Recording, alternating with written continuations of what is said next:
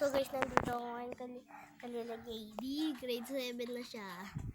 Ayun, nandiyan nga pala sa bahay namin, si James.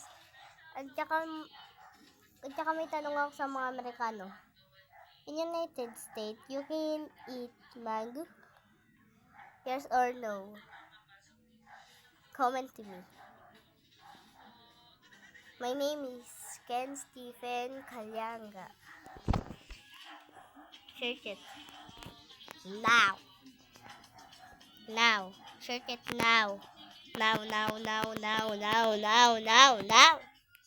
Search it now.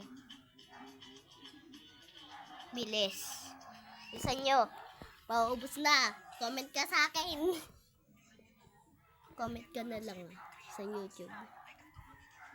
Lapit na itong matapos, guys. 60 seconds to.